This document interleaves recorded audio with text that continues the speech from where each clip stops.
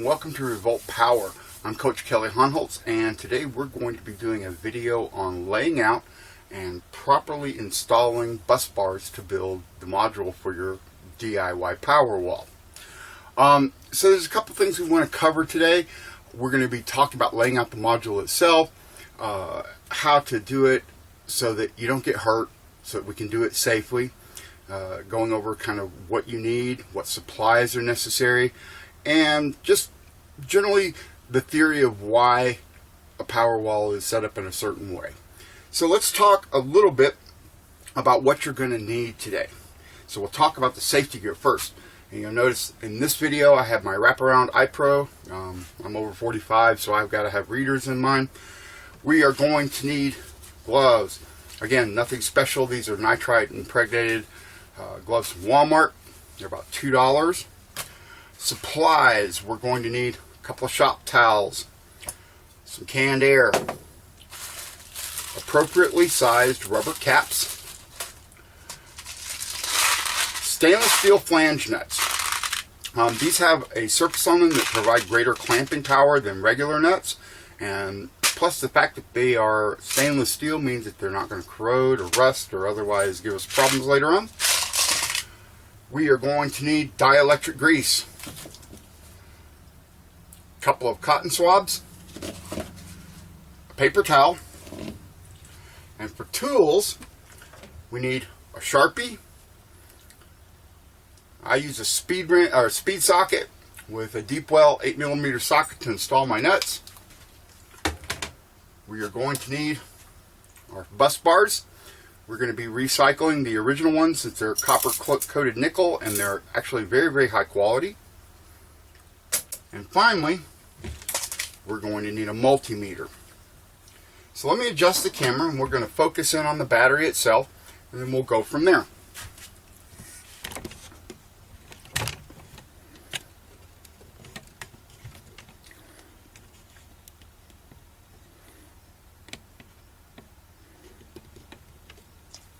Okay, so in video 2, you saw me fitting this with studs and the bracket assembly so that I could mount the breaker on here. So that part is done. This is front to back, the module that we're going to be using. So this is actually the very top of 4 modules stacked together. Let me adjust this just a little bit. There we go. Maybe zoom in a little bit.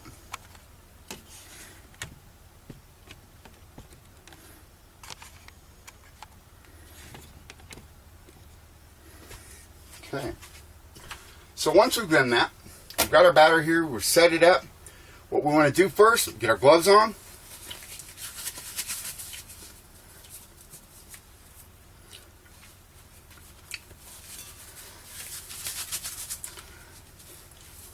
Okay, now on mine, this is the Mark V. This is the latest evolution of my Powerwall clone that I make out of C-Max energy plug-in hybrid batteries. I put a Lexan or plexiglass top on mine. This protects anything from accidentally contacting the battery post or otherwise damaging the battery post. It just looks good because it also allows you to look at the battery and to instantly and visually verify if anything's going on. So I'm going to go ahead and just remove this. I just use Velcro. That way it's easily accessible. You don't have to drill up your Lexan. Now, once that's out of the way, we've got our battery here, and it's going to be laid out. There's 21 cells here. Again, front to back. So we're going to be laying this one out as a 24-volt pack. So that means 7 cells, because minimum voltage is 7 volts per cell. Maximum is 4.2. So that gives us a range between 21 volts and 29.4, which is within the operating systems of most of your 24-volt systems. I slightly undercharge mine to prolong the battery life, and I will post a link to Battery University to explain why I do that. But the first thing I'm going to do is I'm going to count 7 cells. 1, 2, 3, 4, 5, 6, 7. And this is going to be bank 1.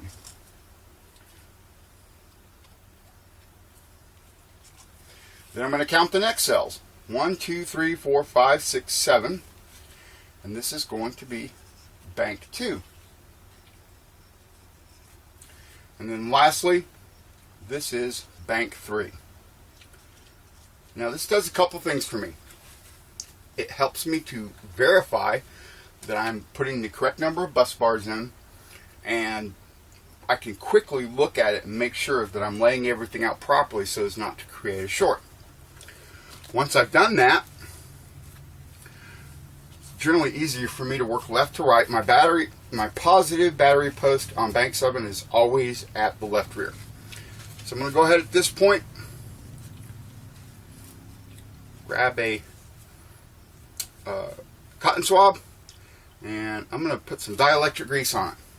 And what I'm going to do is I'm just going to put a little dab around each post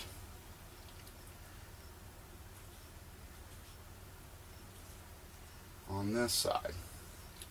A little bit more. And what this does is it prevents any sort of dissimilar metal issue between the stainless steel and the aluminum posts. Okay, once I've done my first 7 cells, I'm going to put the cap back on the dielectric grease. I'm going to set my cotton swab down. I'm going to grab some battery posts. So I'm starting at the positive, the left rear. You're looking at it from the front. So I'm just going to go 1, 2, 3. And on the opposite side, again, the exact same thing. 1, 2, 3. So now I have a series of 7S, that go from this last cell to the 14th cell. Or 13th, or 14th, I guess. Excuse me, 15th cell. I can count. I'm a product of the public school system. Set my bus bars aside. At this point, I'm going to open up my package of nuts, and all I'm going to do is by hand. I'm not a real big fan of using electric tools when you're working on your battery posts, because all it takes is one mistake and you've ruined a battery post, a cell, and potentially the whole module if you can't get a cell to replace it. So at this point, I've done the 6 posts on this side. I'm going to move over to the other side.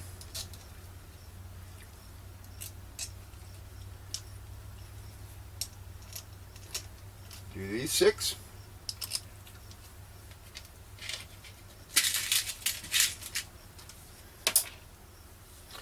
And this is why you have to be careful, because all it takes is one loose nut floating around, or one part, you've got a potential short. That's kind of the downside to working on gloves, is that they affect your dexterity and can make things a little difficult sometimes. So, I've got my first 6 bus bars on. I'm just going to by hand tighten these down. And all I'm doing, since again there's not a published torque spec, so I'm going to firm and then 1/3 of a turn. Again, you have to be very careful, because if you snap a post off, you just ruined a cell, and then you have to have a jig to disassemble it to remove the bad cell. And it ends up being just a really bad day. So they don't have to be super tight. We're relying on the flange nuts to basically provide clamping force on the bus bar to get a good strong contact on each and every one. Now, some people will say that I'm a tool snob, and I admit I probably am. Most of my tools are snap-on, although any tool that will get the job done is perfectly fine. But I'm a big believer in buy quality, cry once.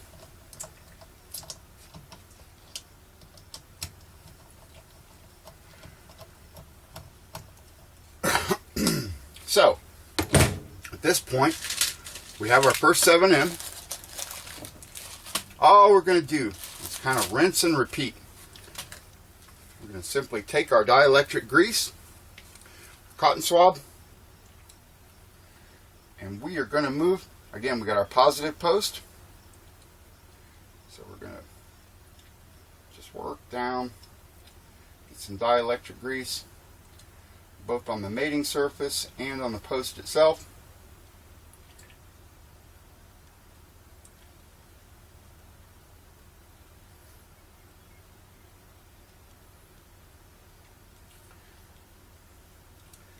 You don't have to go crazy with it. Just a little thin, fine film. It's all that it takes. But don't be scared of using it. It's cheap and it'll save you a lot of heartache later on. Okay. Again, set our cotton swab aside, put our cap back on it, because what ends up happening is you'll accidentally drop something on it and then squirt dielectric grease everywhere. So again, we're starting at our positive. So we go 1, 2, 3, and on the opposite side, 1, 2, and 3. So we're going to break out. Oh, dropped a couple on the counter there.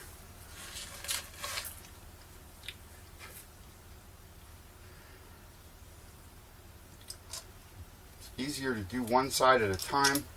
That way you don't accidentally skip one. I've done that before, jumping back and forth side to side. 1, 2, 3, 4, 5, 6.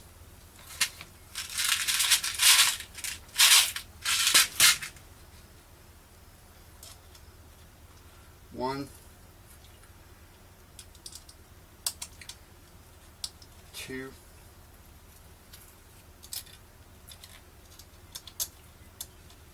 3, 4, 5, and 6. Now, once we've done that, again, we're just going to start on one side.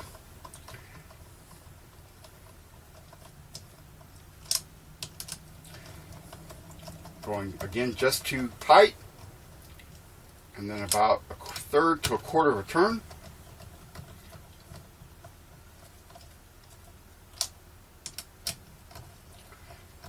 You don't want to over torque these and break a post, or to break the weld on a post.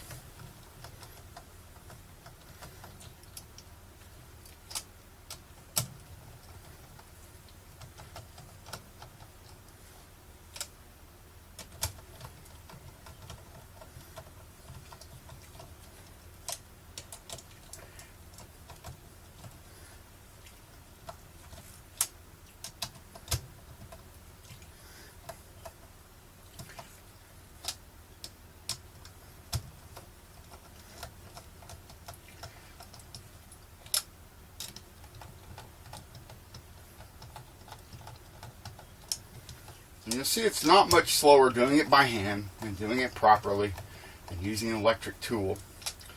Some people say, you know, it's going to be faster and it'll go easier. But unless you really know your electric tools, it's also very easy to overdo it to damage something.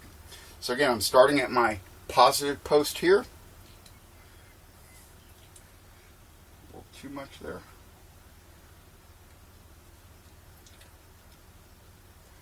Working one side at a time.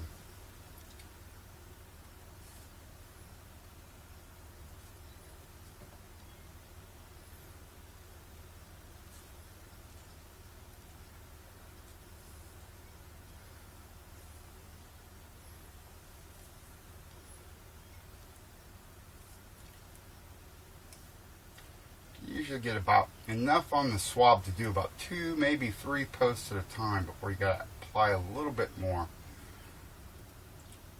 But the nice thing about it is, by using a cotton swab rather than your fingers that you have to clean, or a rag or anything else, you just throw it away when you're done. That's kind of the whole purpose of the paper towel as well. Now, again, capping my dielectric grease, grabbing some plates here. So I know that this is my positive, so 1, 2, 3, and on the opposite side, starting at the one next, 2, 3, oops, missed a post there. And you've got to be careful about that because you don't want to accidentally contact from the positive to part of the frame or something else that you could potentially cause a short with. See if we can do it without spilling so many this time. Of course not. Okay, now that's all right. Put these all together. Again, we want to work one side.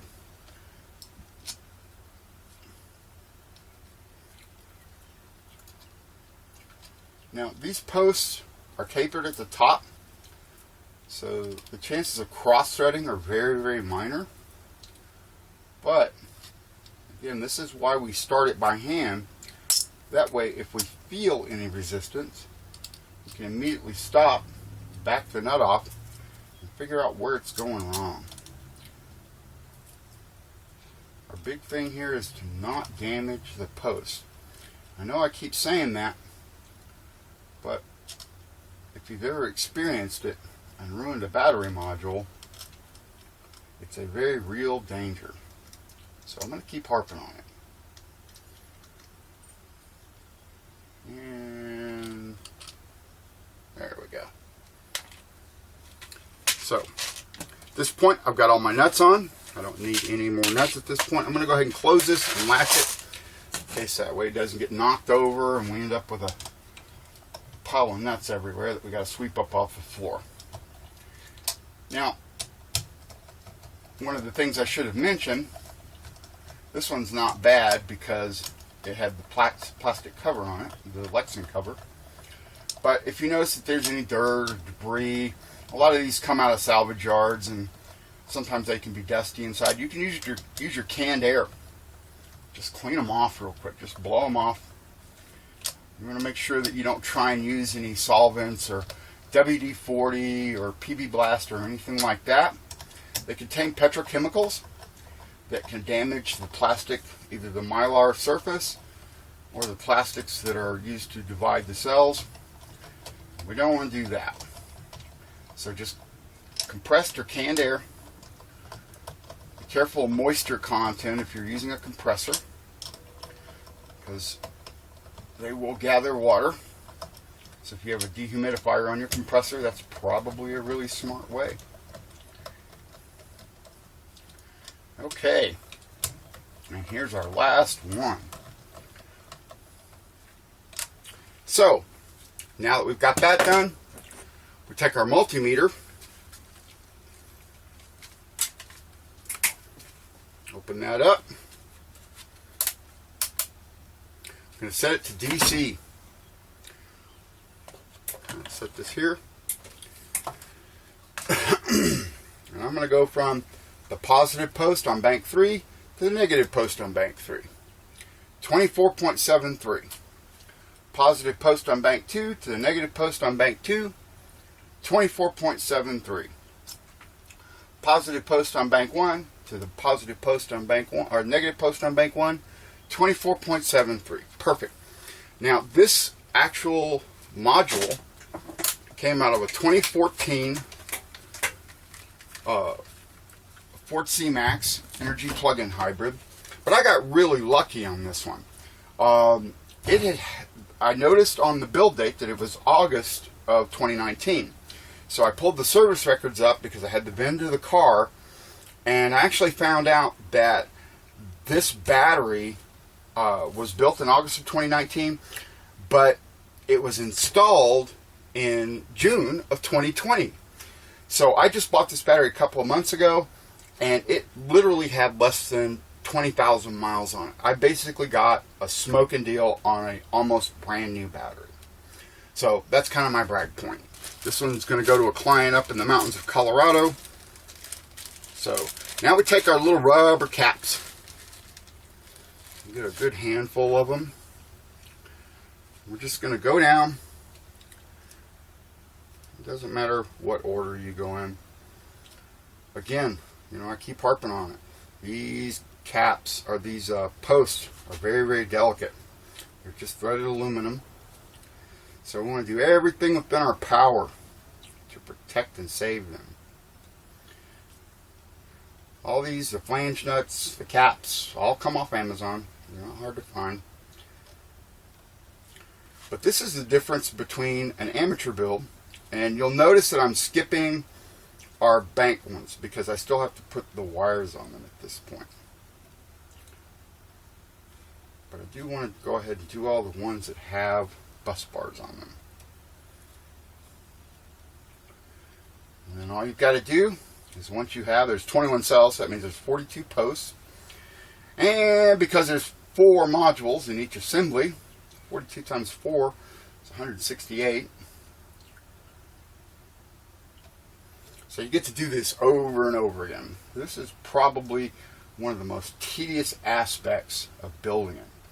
It's also the area where it's very easy to go wrong, because people get bored, or people put on something on TV or watch a video while they're doing it, and they're not paying attention, and they make a mistake. And they end up either getting hurt or destroying their battery. So if you do it, yes, it's boring, but doing it correctly and paying attention will pay off huge dividends from a safety standpoint and from a battery longevity standpoint. We don't want to damage or hurt the battery as we're working on it. There's a buddy of mine who's another solar guy says, never let the magic smoke out.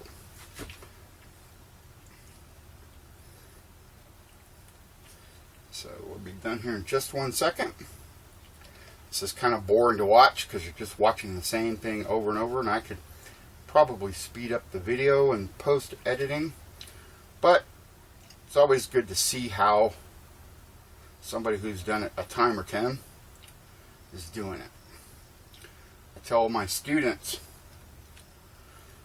a wise man learns from the mistakes of others. Smart man learns from his own mistakes, and monkeys learn through repetition. So I'm always telling my students, don't be a monkey. Learn it correctly, even if that means watching a long, boring video sometimes. There's only 4 left. Now,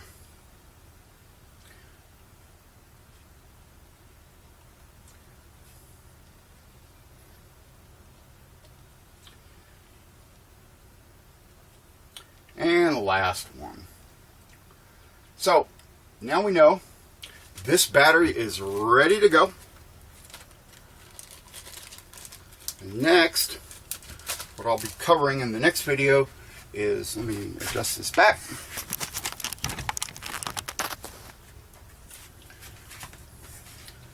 And zoom out. Good view of my extension cords there. So, in the next video, I'll be covering making the actual leads and how to tie them all together. For now, all we're going to do is we're going to put our cover back on it to protect it while it's waiting on its final assembly. Keep it protected. Now, if you work in a dust area, you can always take your canned air, blow it off, anything like that. So, that's kind of everything. If you have any questions about why I do things or anything else, about my process or why I take everything in a certain order, please feel free to leave a question down in the comments. And again, we're going to ask you to do the like, subscribe, and share dance. If you wouldn't, it helps us out, helps us keep bringing you quality information. If you have anything else, just let me know. I'm always glad to help other people that are trying to build their own power walls. So thanks a lot and have a great day.